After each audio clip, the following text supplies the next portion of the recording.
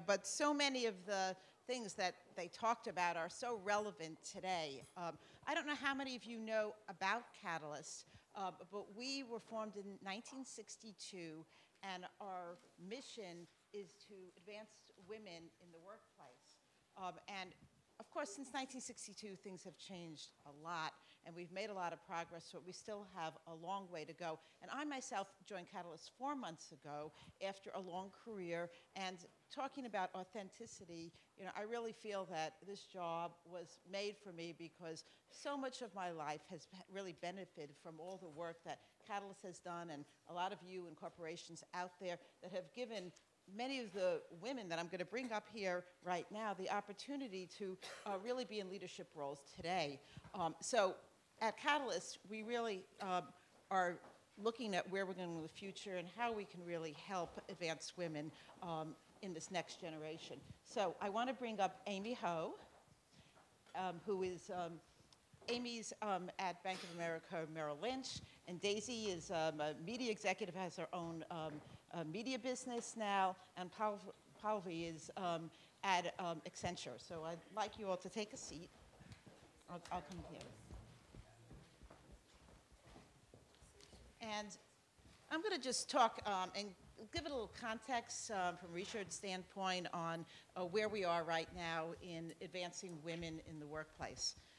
So we've made a lot of progress at entry levels. We're about 47% of all people coming to the workplace are women. But when you get to middle management, we're at 25%. And when you get to CEOs of Fortune 500 companies, we have 24. And in terms of women of color, Asian women, we have 1, and that's Lisa Sue at AMD. So we still have a very long way to go.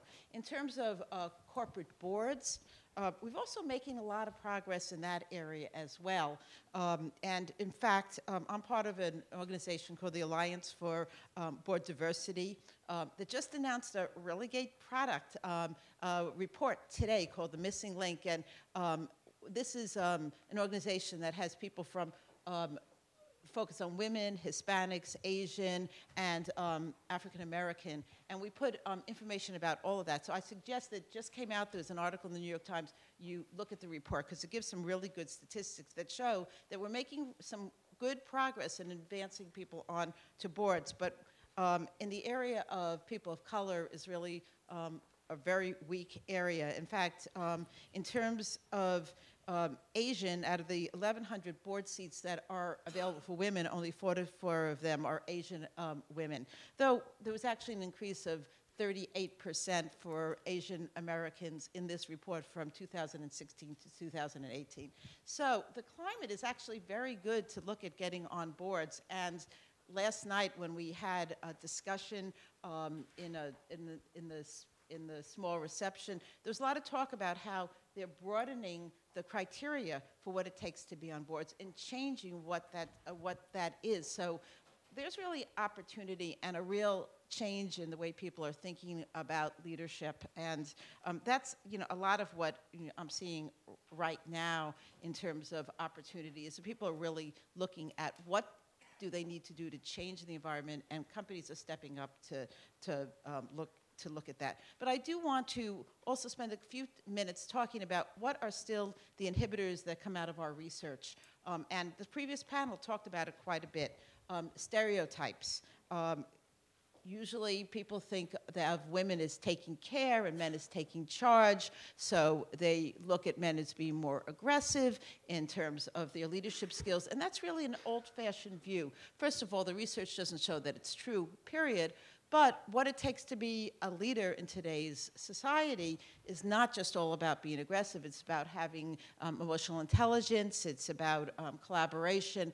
And we need to have a really diverse society. So the previous speakers really talked about that in terms of what that has meant in their life. So I think that those stereotypes are starting to change, but they still exist, and people really need to become aware of them and be intentional about their thinking. The second thing we talked about was unconscious bias, and unconscious bias, everyone's got unconscious bias, so a lot of companies do unconscious bias training, but it's something that we have to think about in every interaction, in every meeting. And one of the things that is still a real issue that Catalyst recently put a paper out on is breaking the cycle of promotion, where we look at hiring people in our own image who were and promoting people that are similar to us. So then you get companies that have this exact same person rising through the ranks, and that's something that we are really focused on training people how to stop that in their hiring cycles. The third is what we call the double bind, or the Goldilocks syndrome around women. Women are either competent or likable, but they're really rarely both. So then when you really go to look at someone, there's always a reason why you don't want to move her up. And the last piece of research that we came out with last year is called the emotional tax for women of color.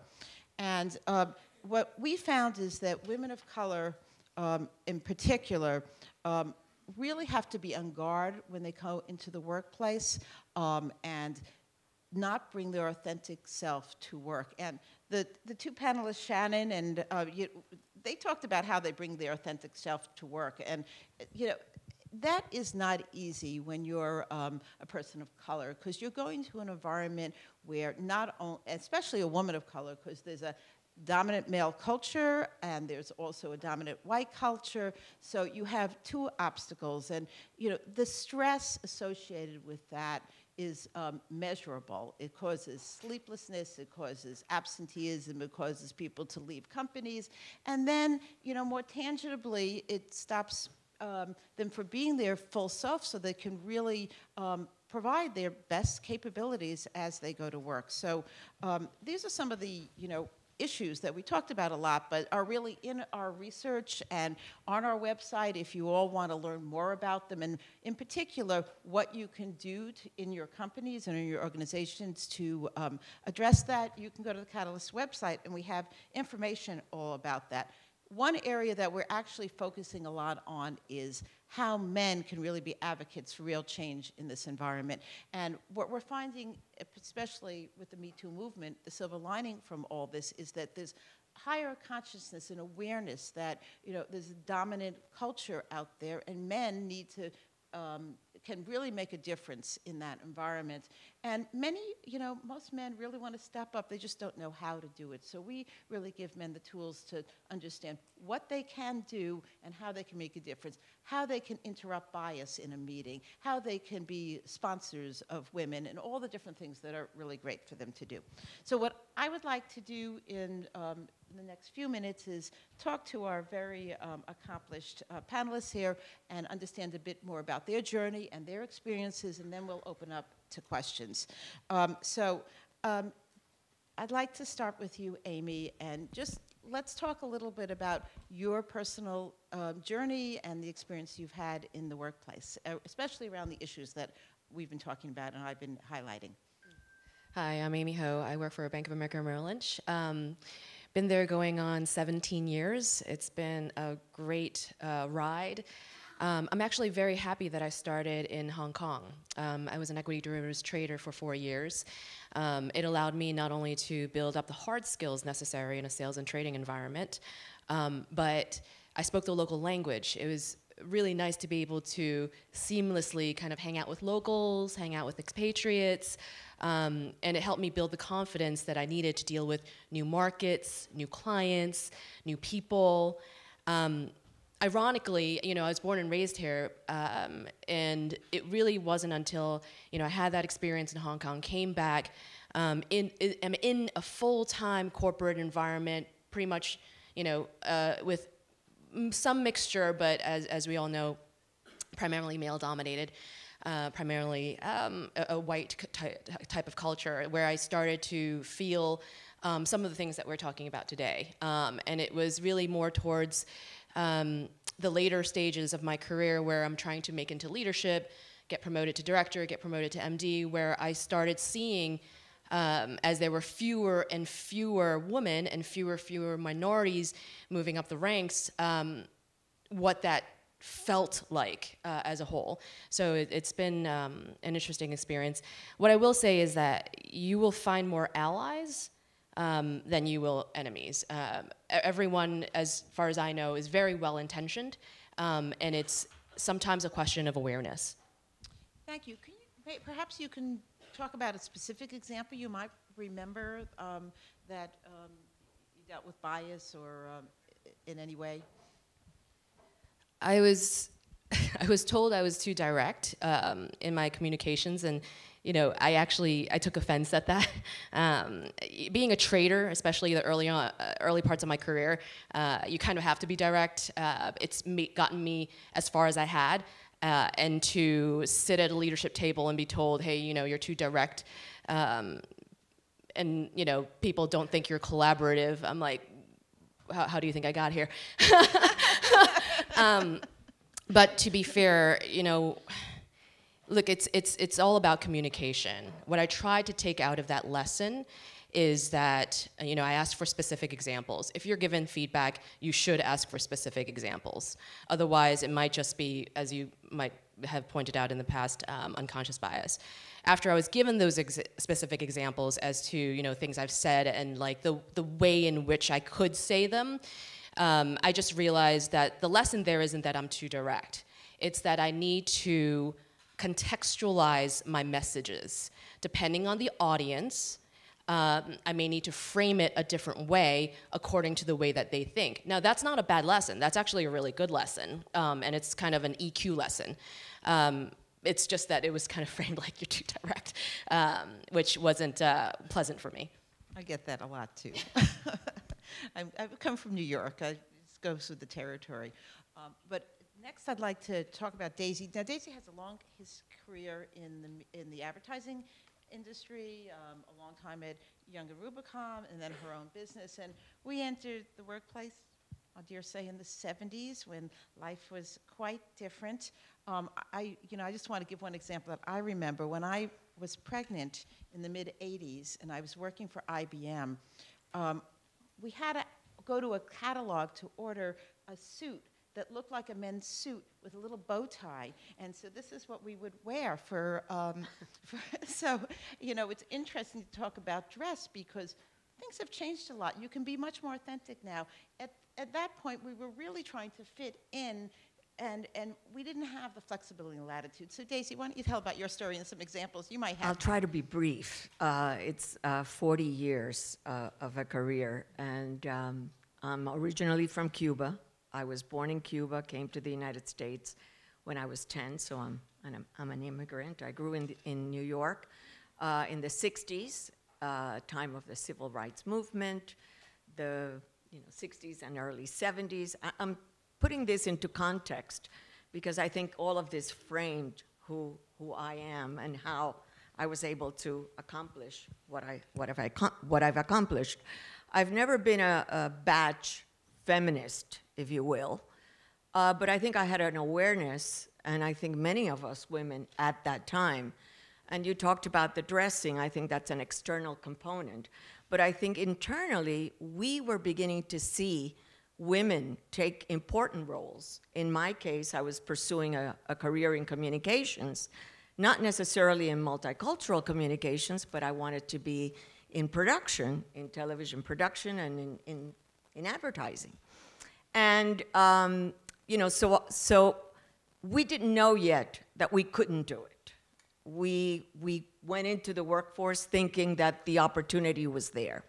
I come from a background where my father taught us that, you needed a career, the exile experience and being a refugee and an immigrant. We came here, with nothing, and we had to succeed. Lost everything in the past, so you have to pursue a career and you have to get an education. I wanted to come to NYU, couldn't afford it. They had a wonderful communications program, so I went to New York Institute of Technology, and they had just become a co-ed entity, an organization. So I found myself in a room, sometimes being the only woman in the room, or maybe a couple of us. And I think that trained me for what was to come in the real world. I learned to deal with, men, to begin to develop a little bit of a thick skin and be able to work collaborative with men. When I went into the workforce, and I need to put all this into context because I think it's important. You know, I had the good fortune, I've had three jobs before I opened up my own agency. The first one was at PBS, WNET, and I had a woman as the boss. She was an executive producer, very strong-willed decision maker. Then I went into the advertising business, and I had another woman who owned the agency. It was a Latino-owned agency, and again, a very strong-willed woman. And then prime time came. I was given an opportunity to join Young and Rubicam, New York, on Madison Avenue.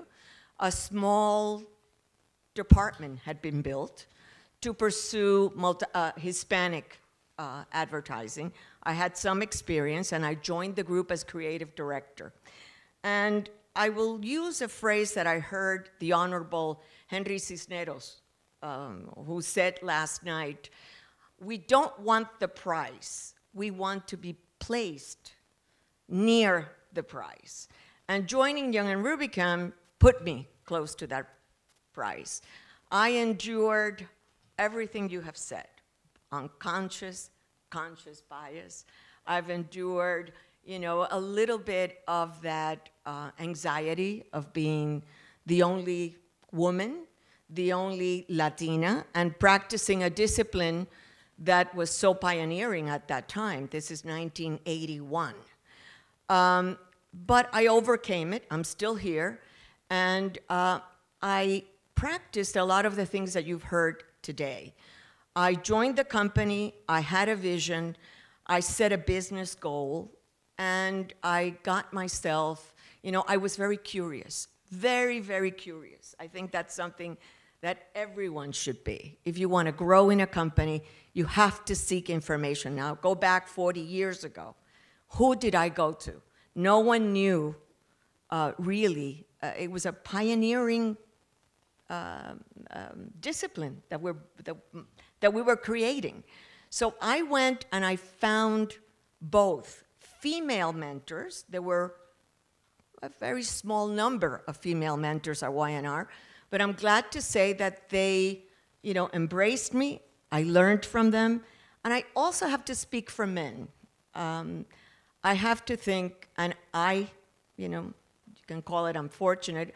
I had a couple of guys that maybe were not the greatest, but in all, I had some fantastic male mentors who helped me, who saw my vision.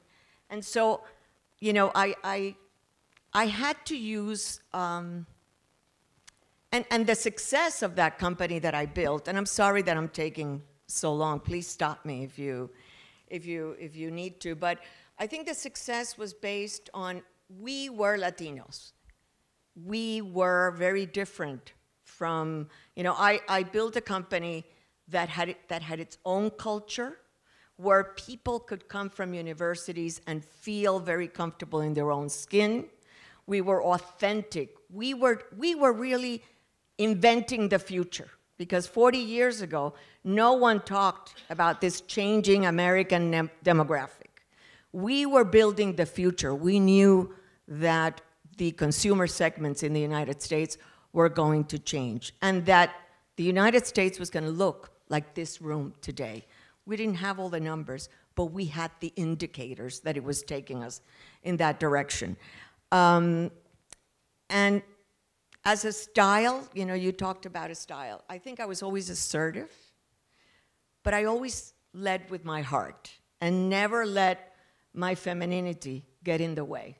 I think it is possible to be both, to be assertive, to be a good businesswoman, to be a decision maker, and also to have a heart and sensitivity and caring, because I think females, biologically, I think we're very caring individuals. We give birth. So I think that's something that I think it's ingrained in us. Again, Thank you. Yeah. So, you know, there's a lot of things in that story, and I think we're going to talk a bit about inclusive environments, which is bringing your authentic self to work and having a sense of belonging, and that's what allows us to get the best out of a diverse environment. So I'd like to hear your story and how we. Okay. Yeah.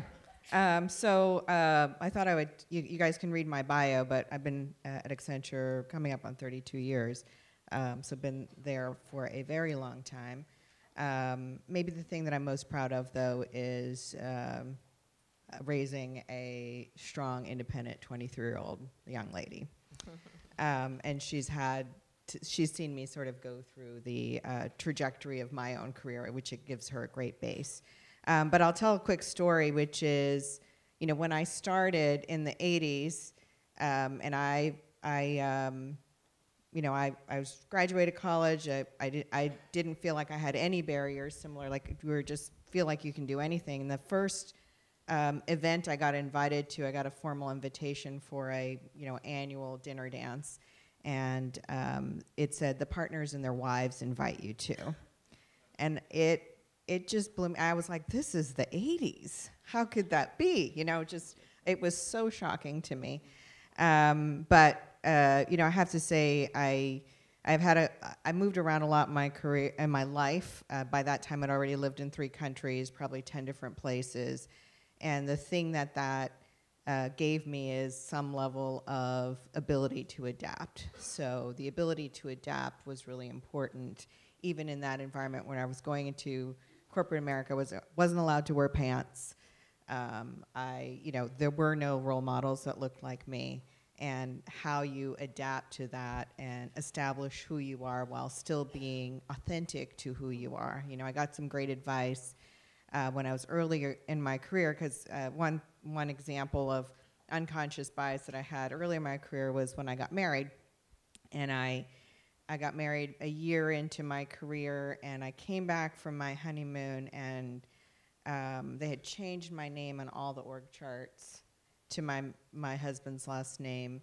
They had, there was an unconscious view that I was just going to leave and go have kids. And first, I'd say, like, I'm not changing my last name. Thank you for the consideration. So, and then second was I had to be proactive and say, my expectation is that I want to progress in my career and I want to make manager, and please tell me how to do that. And I had to do that proactively. That was the difference, right? Maybe my male counterparts didn't have to do that because everybody assumed that they want to progress in their career. But because I had gotten married and it was the 80s, people assumed that, I was not serious about my career. So there were some steps that and I've had to do that along the way in my career, is just to make it known. I think somebody on the panel before us said, you have to communicate what you want, because otherwise people, not for bad reasons, but will make assumptions about what you want in the absence of that. Those are 2 great stories, and certainly can relate to them. What do you think are still some of the structural barriers, the biggest structural barriers? Because at Accenture, you not only talk about Accenture, but you meet with a lot of organizations, so I'm sure you have a broad perspective on this. Yeah, I think, obviously we've all evolved as a culture and a community, as a country, in terms of awareness. I think structural barriers are a couple of things. One is unconscious bias, right? It's not that anybody's intending to bias you in some way, but their impression of you is first what you look like and how you overcome that. So I've had a number of examples where I go in with my male counterpart who works for me, going to a client meeting, and people automatically assume that that person is the senior person. And you have to take some efforts, right? Like, Brad, can you take notes? There's things that you can do to establish your authority, right? You have to, because you're shorter, you might look younger, and so you have to, and it's not something that you can't be like, oh, well, of course they should know, or how dare they. I mean, you do have to take some steps to make people be aware of who you are. I think, in my job, it's client relationships, and I struggled with, well, how do I build client relationships as well as my male counterparts, because I'm not interested in golf. I can't just ask them out for a drink. I feel uncomfortable doing that like my male counterparts can. But, so if in my mind I'm going through this and I'm like, well, but there are other things you can do, which are things like you can buy them coffee or take them out for coffee or you can go to lunch. Those are comfortable things that you can do to overcome it. And then you just got to, say something when you see something. I'll give one story, which is I had a very large client. I was leading it. We had, a couple hundred people. He had a couple hundred people. He was my client counterpart, and he was big into sports, loved to play basketball. And so he would invite my senior leaders that worked for me on my team to go play basketball. And, but he, so it's great. I'm encouraging our team to do the client relationship building, great. So I said to him, I said, well, how come you haven't invited me? And, I'd known him for like a year at this point. So he looks at me and he's like, do you play basketball? And I said, no, but that's not the point, actually. And so I said, I'm going to bring, because the women on my team are missing an opportunity to build a relationship with your team when you do that. And I said, I'm going to get a team together and we're going to come. And so I went back to our leader, my leadership team. I said, ladies, get your shorts on. And we showed up. We only had to show up once, but it made the point, and it changed the relationship. And it made people aware, and it was just fun. Like, we're just trying to do it in a fun way. Like, this is how we become exclusive, and we need to be inclusive. And I said to my team, I'm like, I'm not, so expenses come and they're trying to get me to pay for the basketball court. And I said, unequivocally, I will not pay for things where not everybody is invited to. And these are the ways that you can, women or men, right? So these are the ways that you can get through some of that, what I call structural barriers that you don't even realize are happening. But, I think you see something, you have to address it. I think those are terrific examples. And Amy, I know you have a lot to say about this topic because, first of all, what do you think that men can actually do in this environment? And these are good examples of what you did to raise awareness, but I'm wondering what you think men can be doing, or a good example of what they do to make a difference in this. That's a great question. It's one that I think the entire industry of diversity and inclusion is struggling with. It's one that I struggle with as well.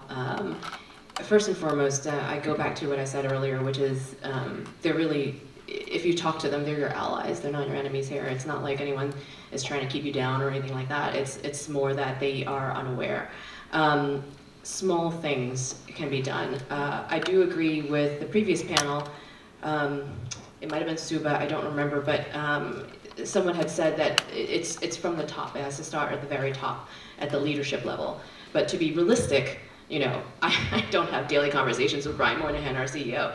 What are practical things that we can do on a daily basis to make sure that our colleagues and our teammates and the people we work with are aware? I do ask for discrete tasks, very simple things. If you're part of recruiting, for example, I'm sure a lot of you are very involved with D&I at your own firms. I am as well. What I do is simply ask them to do specific things. It could be, hey, I've got this great woman in derivatives event that's in London.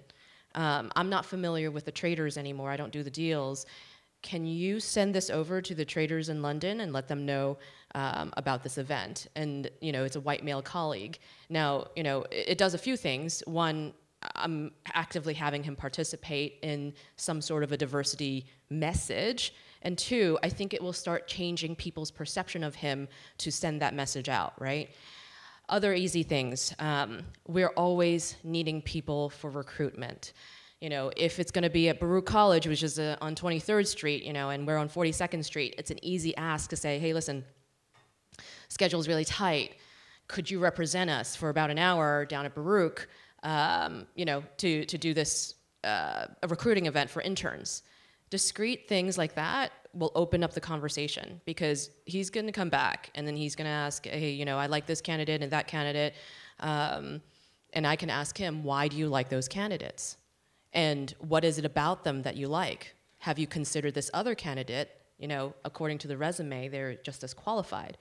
That opens up the conversation, and all the unconscious biases that they may have, that starts surfacing.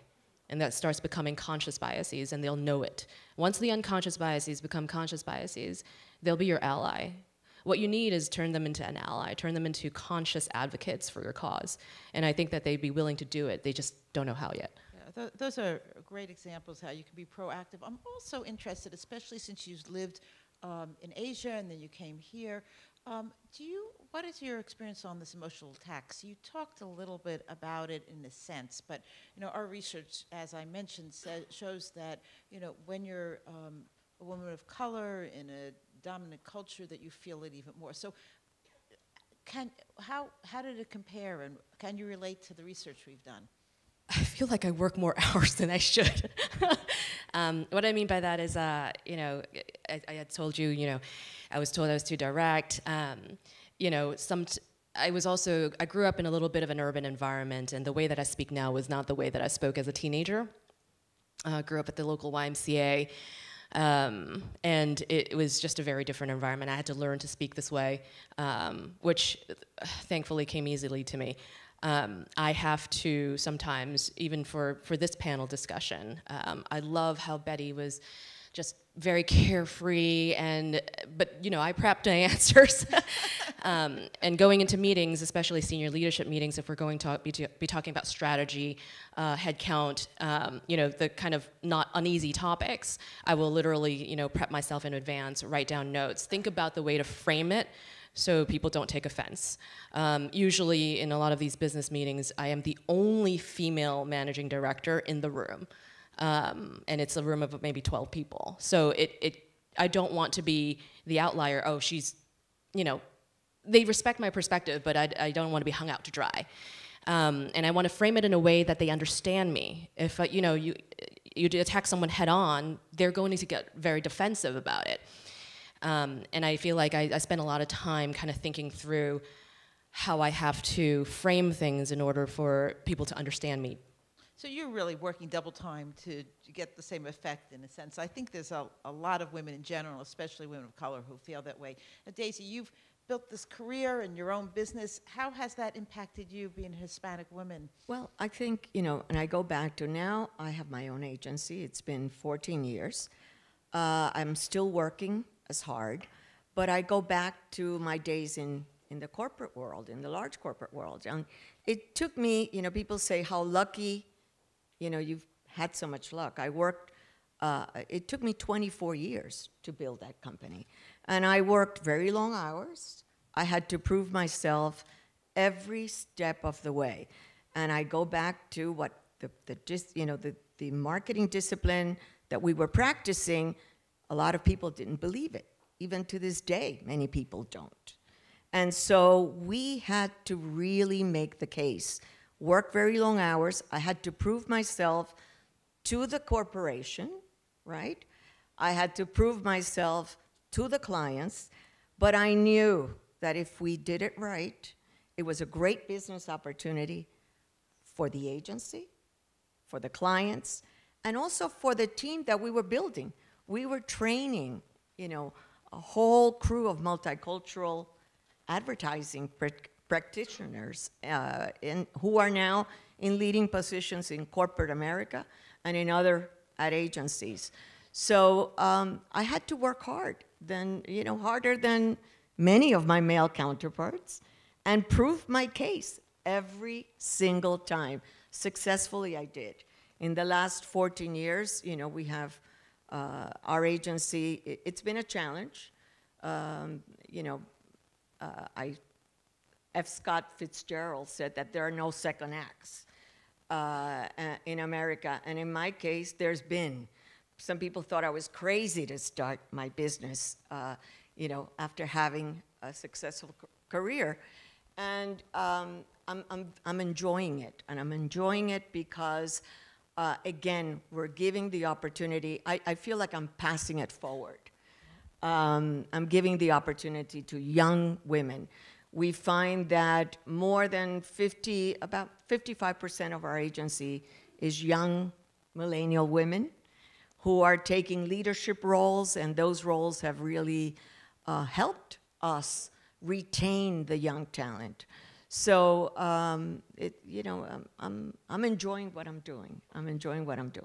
We all should be enjoying what we're doing. So I think if you bring your authentic self to work and you can really enjoy and do your best, I think that's what we're really trying to accomplish. Hillary Clinton, who is a mentor of mine, used to say and does say that talent is universal, but opportunity is not. And I think this is all about how do we create environments where everyone has the opportunity to be their whole self and be their best they possibly can be.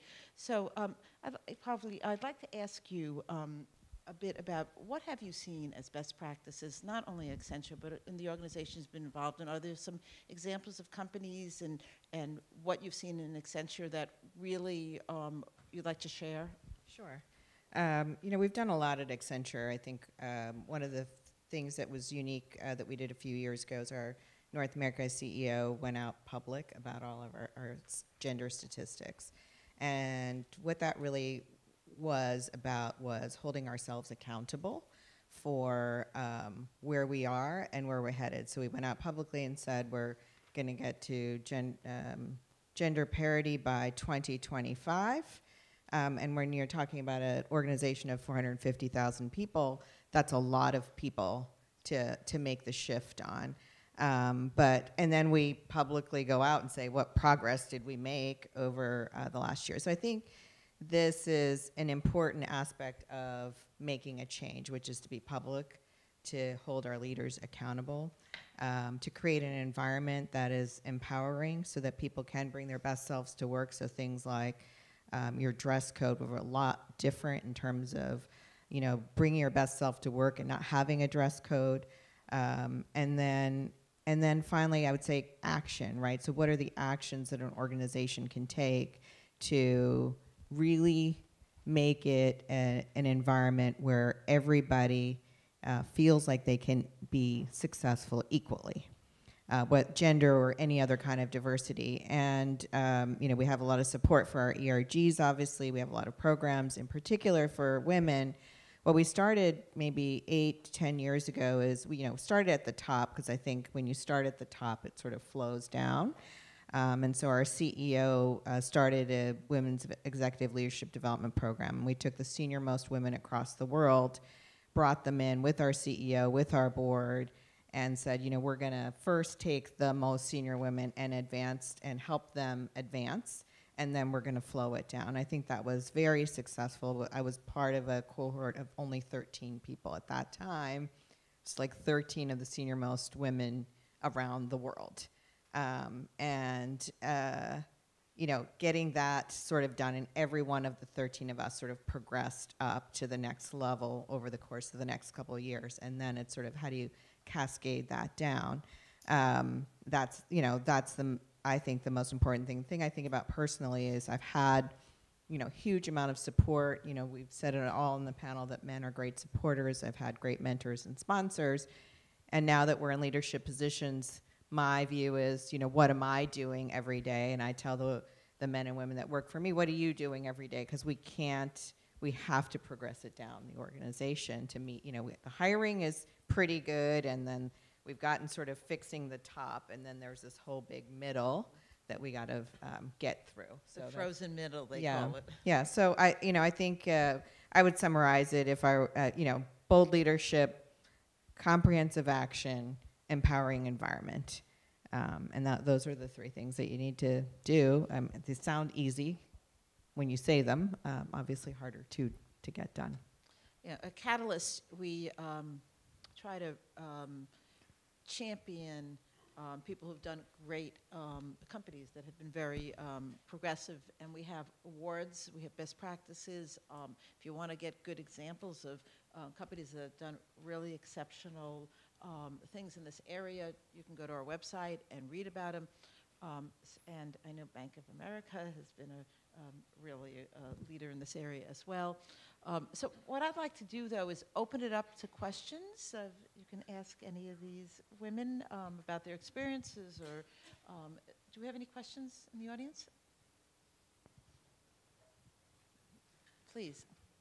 We have a mic here.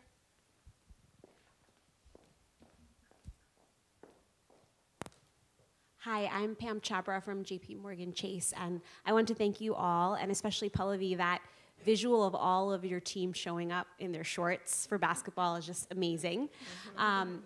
We've talked a lot about empowering ourselves as women, as people of color, but even the phrase "the new majority" is quite daunting, right? For white people in this country, for men. So how do we make sure that we bring everyone along, and we're not alienating people that can be allies, especially given today's climate in this country? So interested in your thoughts on that. I have, when the whole Me Too, I'll use the Me Too movement, when the whole Me Too movement sort of came out, and I have a primarily white male leadership team that works for me, and I could sense the sort of level of uncomfortableness, the vibe, what's happening around us. And so I actually, proactively had my employee relations and HR kind of come to a leadership meeting and talk about what's okay, what's not okay, what you can, that you don't need to be fearful to talk to a woman, that, all this sort of stuff that was happening, which is, I can't shut the door in an office if I'm meeting with a woman, that kind of stuff. So sort of giving them all context about where the lines were really, as well as giving them some level of comfort that it's not like somebody complains and therefore you're done, right? So what are those lines? What are the things that are appropriate? What is our process?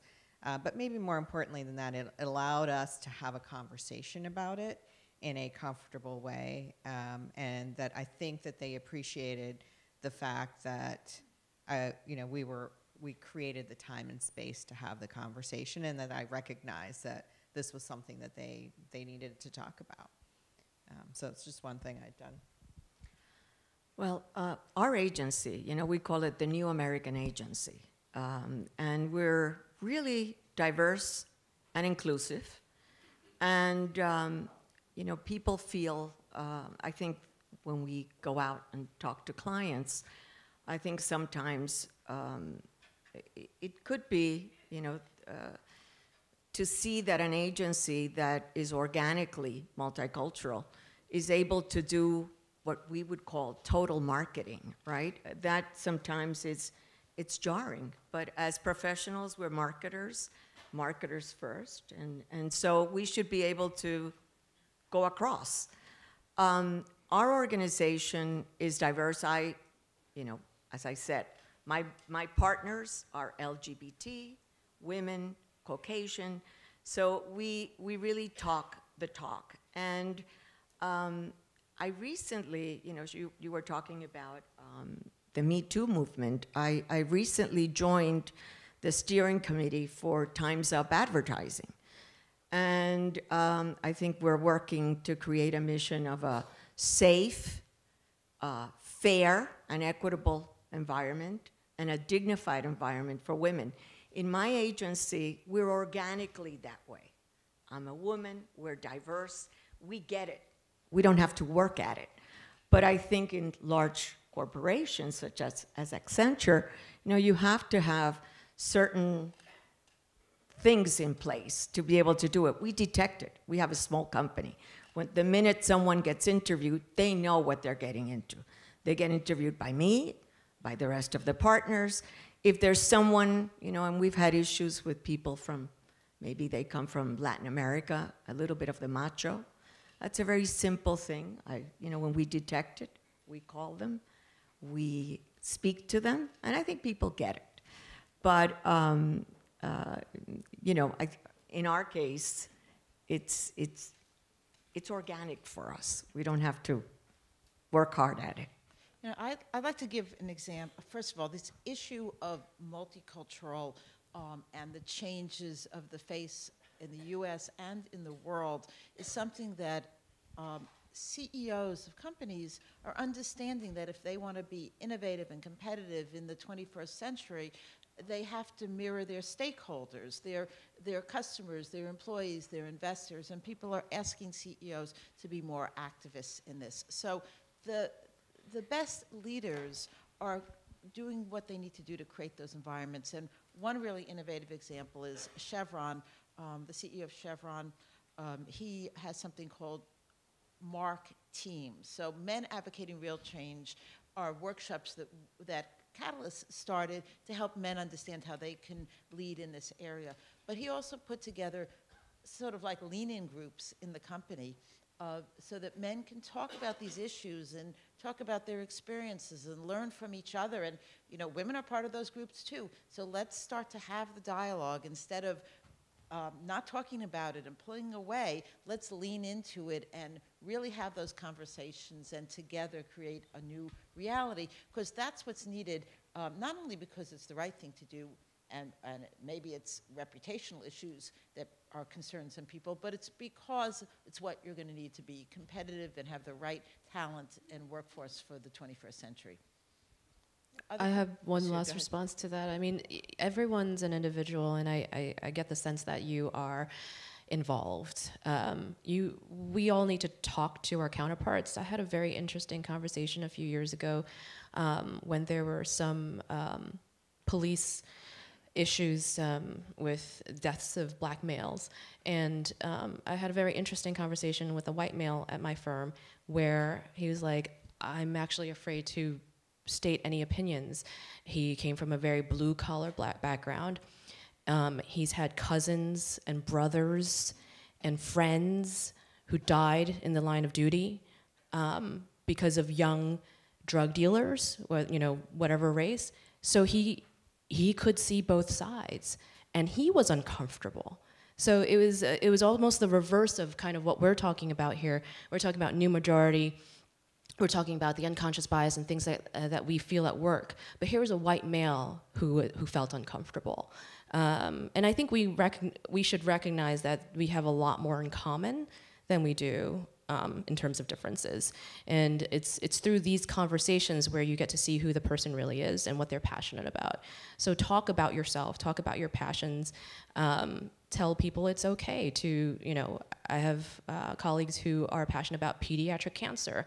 Let them pursue that. You know, they need to be able to see that they can bring their whole selves to work as well. Please. You take one of these. Do we have a mic, or maybe?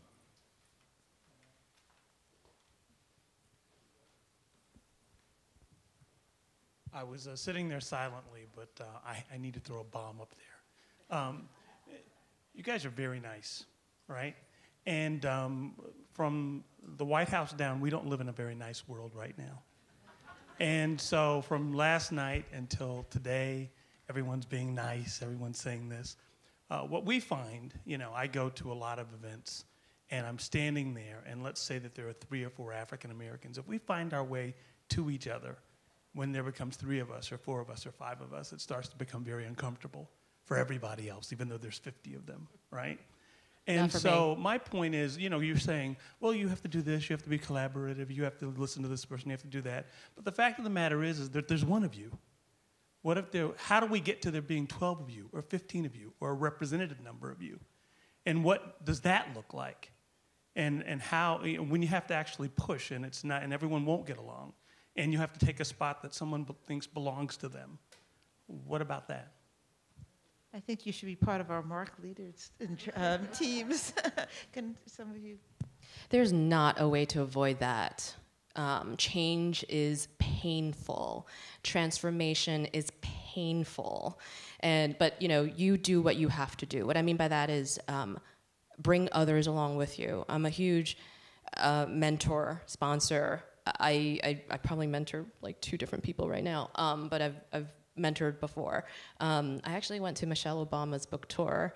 It was awesome, and she's got a new book out. Not that I'm promoting it, but you know, others on the panel have mentioned before. As you rise, bring others with you. That's what I've tried to do, and you know, I literally yesterday corrected someone's resume and sent it back to them to double check, and then I'm going to be forwarding it on to another managing director in another part of the firm that I think she would be appropriate for. That's how we get there, by the activism that you're doing and the activism that we're all doing here. That's how we get there. As an old-timer, I have to say that sometimes, and I go back a long time, I think that people like Henry Cisneros and so many other Latinos were very, very active in pushing the agenda, the political agenda of minorities, or the new majority. And I think we need to be a little bit, we need to continue to be forceful, and we need to continue to evangelize and create that awareness. I call it evangelism. I think it sounds nicer. But I think our work is not, until American corporations look like this room, until the world looks like this room, decision makers create entities that look like this room, things are not going to change. I have to say something which I think has probably helped me. I'm Latino, but I can walk into the room and I'm not intimidating to anyone. I look European. And I think that, when I was younger, I didn't think about it that way. But I think it's helped me.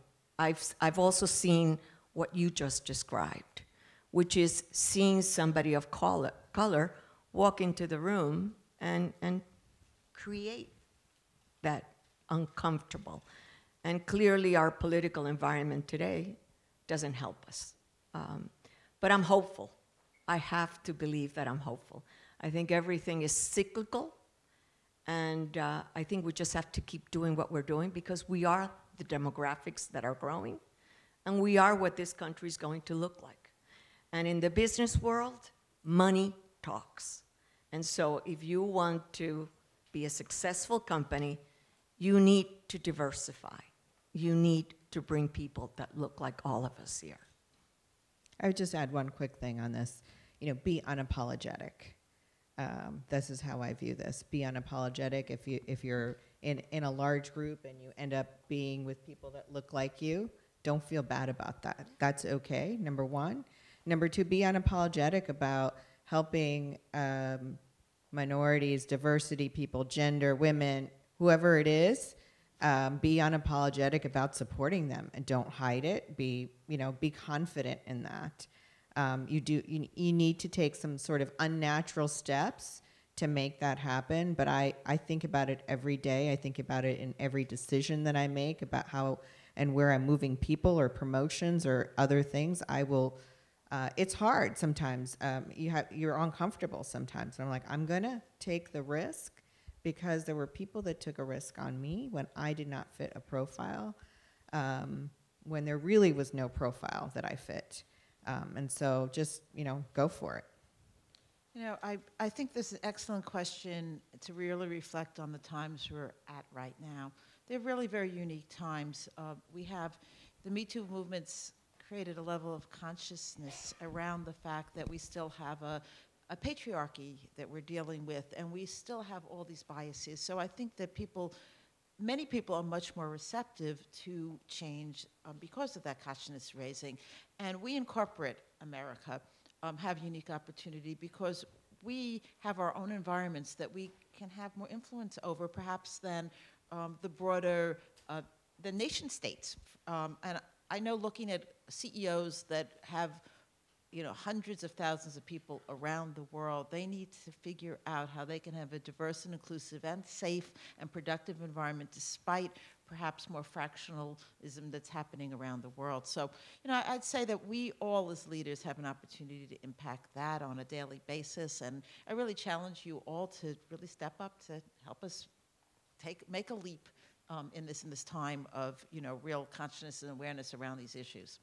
So I'd like to thank my panelists and all of you for everything that you do every day, and that you're here today talking about these issues and really leading that change. So thanks. Thank you.